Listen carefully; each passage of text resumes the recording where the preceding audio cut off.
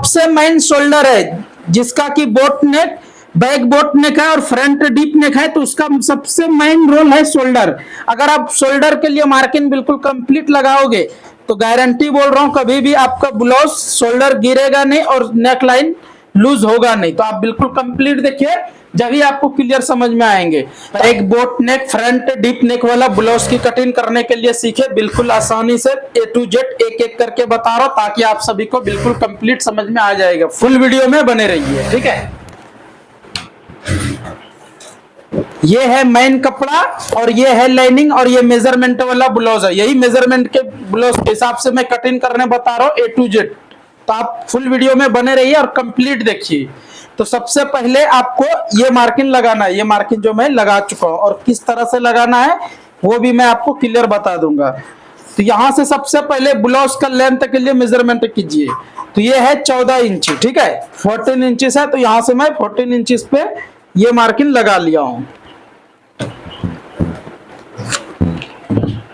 अब सबसे मेन जो है इसमें आप वो बिल्कुल ध्यान से देखिए, जब भी आपको क्लियर समझ में आ जाएंगे। तो यहां से कुछ इस तरह से मैं 7.25 इंची पे एक मार्किंग लगा रहा हूं। इसमें मेन जो रहता है शोल्डर, क्योंकि बैक बोट नेक है, फ्रंट डीप नेक, तो इसका शोल्डर बिल्कुल अलग रहता है और बिल्कुल चेंजिंग रहता है। तो आप फुल वीडियो देखिए, 100% समझ में आ जाएंगे क्लियर।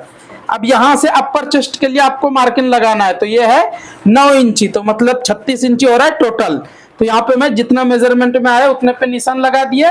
उसके बाद वेस्ट के लिए मेजरमेंट कुछ इस तरह से कीजिए। अब यहां से 29 इंची है वेस्ट, तो 29 का चौथाई भाग जितने भी आ रहा है उतने पे एक मार्किंग यहां लगाना है। उसके बाद 1.25 इंची प्लस कर लेना है। अब देखिए इसमें शोल्डर जो है ये हमारा बैक बोट नेक है, फ्रंट डीप नेक है, तो शोल्डर के लिए कुछ अलग रहता। क्या अलग रहता वो आप देख लीजिए। तो शोल्डर है ये 14 इंच मिनिमम आता, ठीक है, मिनिमम 14 इंच आता जब ये सेट होता कंप्लीट। तो यहां से मैं चलिए 14.5 इंची पे ये मार्किंग लगा रहा हूं। उसके बाद यहाँ पे मैं 3 इंची पे ये मार्किंग लगाएंगे। अब डीप के लिए मैं यहाँ पे 5 इंची पे ये मार्किंग लगाऊंगा। अब ये सभी मार्किंग को फर्स्ट सीधा कर लेते हैं। फुल वीडियो देखिए, 100% आपको समझ में आ जाएंगे क्लियर। अब यहाँ पे मैं टक्स के लिए कुछ इस तरह से ये मार्किंग लगा लिया हूँ। ये मार्किंग लगाने के बाद कुछ इस तरह से यहाँ पे आधा इंची, मतलब आधा इंची से भी कम बोट नेक है ये हमारा, तो आधा इंची से कम हाई नेक, कॉलर नेक में 1.25 इंची यहाँ डाउन करना है। कॉलर नेक, हाई नेक ये सभी में आपको यहाँ पे 1.25 इंची डाउन करना है। बोट नेक है तो 1/2 इंची जैसा, ठीक है। और यहाँ पे मैं कुछ इस तरह से शेप लगा दिया हूँ। अब यहाँ पे ये वाला जो मार्किंग लगा है इसको भी कुछ इस तरह से एक मार्किंग लगा लेता हूँ। बिल्कुल आप ध्यान से देखिए, समझ में आ जाएंगे कंप्लीट। अब इसको भी मैं यहाँ से कुछ इस तरह से शेप लगा लिया हूँ। ये शेप लग जाने के बाद अब इसके इतना नीचे कुछ इस तरह से मार्किंग लगा लेना है और 4 इंची ये ऊपर, क्योंकि ये हमारा अलग है थोड़ा, बोट नेक में कुछ इस तरह से की होल है, ठीक है। ये कंप्लीट होने के बाद यहाँ से आप कुछ इस तरह से आप शेप लगा लीजिए।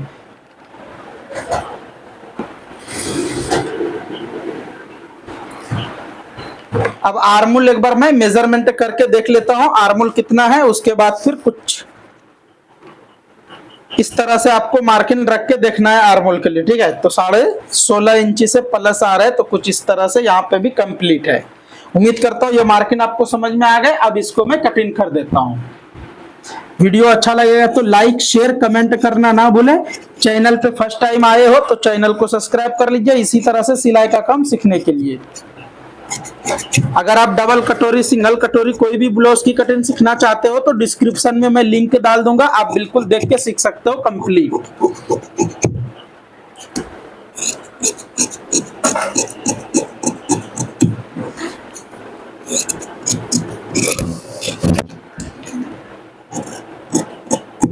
अब देखिए ये कटिंग होने के बाद सबसे मेन रहता फ्रंट वाला पल्ला। तो फ्रंट पल्ला किस तरह से कटिंग करना है वो भी मैं आपको क्लियर बता देता हूं।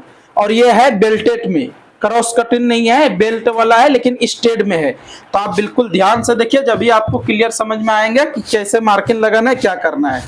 तो स्टेड है तो बिल्कुल आपको ये स्टेड बैठाना है और ये पार्ट को भी बिल्कुल स्टेड में ही बैठाइए।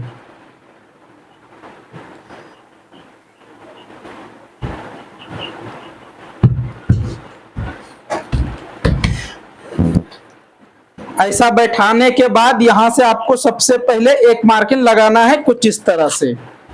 अब ये मार्किंग होने के बाद यहाँ पे आपको कुछ इस तरह से आधा इंची ऊपर, उसके बाद यहां से आपको मिनिमम 3.25 इंची पे ये मार्किंग लगाना है और यहाँ पे 2 इंची पे। अब ये एक मार्किंग यहाँ पे भी आधा इंची पे लगा लीजिए। अब जो है 1 2 3 4 मार्किंग आपको रेडी करना है। उसके बाद कुछ इस तरह से आप शेप लगाइए। अगर आप इस तरह से कटिंग करोगे तो गारंटी के साथ बोल रहा हूं बिल्कुल कंप्लीट और परफेक्ट बैठेगा ब्लाउज और कहीं पे कोई प्रॉब्लम भी आने का चांस नहीं रहता।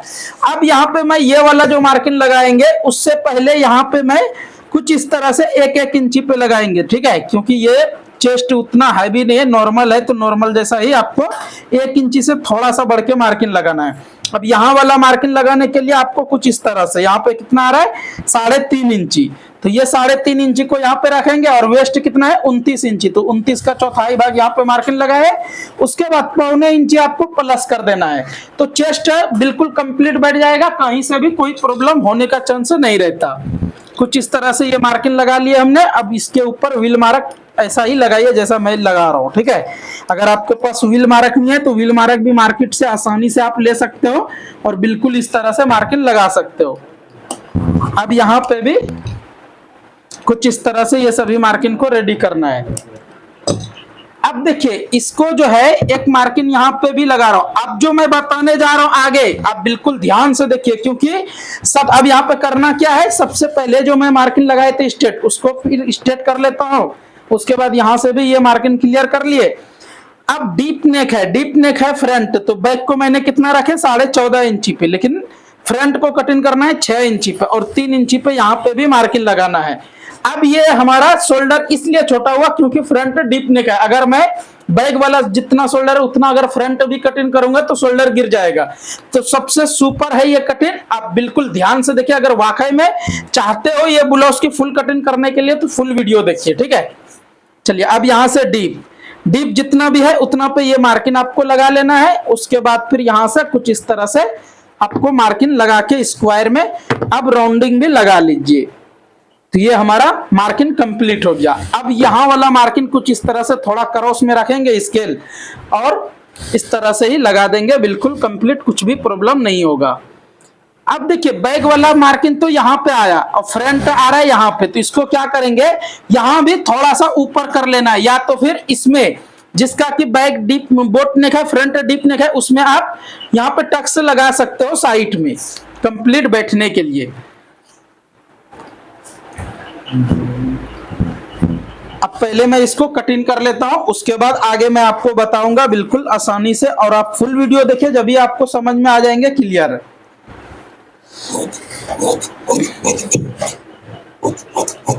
वीडियो अच्छा लगेगा तो लाइक शेयर कमेंट करना ना भूले। अगर फेसबुक पेज पे देख रहे हो तो पेज को फॉलो कर लीजिए, यूट्यूब पे देख रहे हो तो चैनल को सब्सक्राइब कर लीजिए, इसी तरह से हर रोज सिलाई का काम सीखने के लिए। अब यहाँ पे भी आपको नॉक्स कुछ इस तरह से लगा लेना है। अब देखिए बैग वाला पल्ला का काम कंप्लीट हो गया, इसको साइड मैंने रख दिया। अब आपको यहाँ पे ध्यान रखना है ये गले के बारे में जो कि मैं बताने जा रहा हूँ, बिल्कुल ध्यान से देखिए हाला कैसे झाड़ना है और क्या कहाँ पे क्या करना है। अब यहाँ से एक मार्किंग ये टक्स के लिए लगा दिए और यहाँ पे भी एक टक्स के लिए मार्किंग लगा दिए। अब यहाँ पे भी एक टक्स के लिए मार्किंग लगा दिया हूँ, बिल्कुल रेडी कंप्लीट, ठीक है। तो अब जो है आपको यहाँ पे टक्स कुछ इस तरह से पकड़ना है, ऐसा पकड़ के ऐसा रख लेना है जितना कि ये हमारा मार्जिन में जाएगा। अब यहाँ से बिल्कुल नॉर्मली हाला कट कर लेना है कुछ इस तरह से, देखिए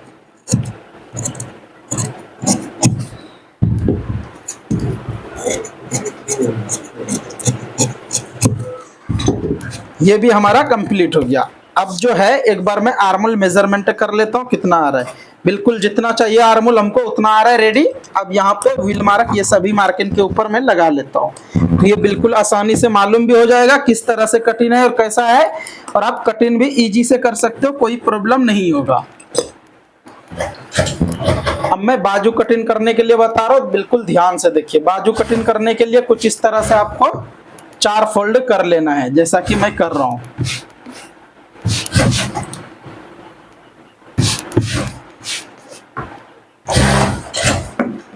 सबसे पहले बाजू कटिंग का शॉर्टकट तरीका बता रहा हूं, ध्यान से देखिए। यहां से आपको कुछ इस तरह से स्ट्रेट मार्किंग लगाना है, उसके बाद आपका लेंथ जितना है उतना पे एक मार्किंग लगा लीजिए। उसके बाद टेप उल्टा करके यहाँ पे आपको 1.25 इंची पे ये मार्किंग, 4.25 इंची पे मार्किंग लगा के कुछ इस तरह से सीधा कर लेना है।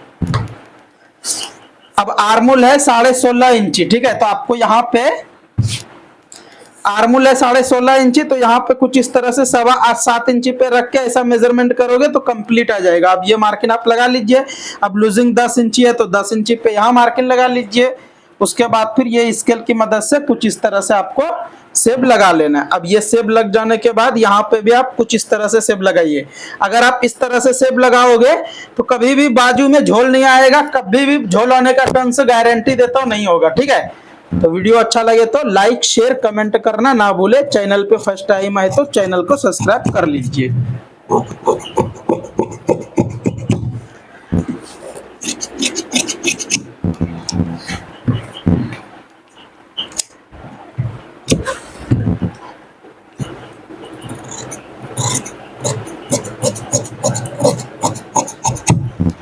ये हमारा हाला भी कुछ इस तरह से 1.25 इंची रख के कटिंग करके निकाल लेना है।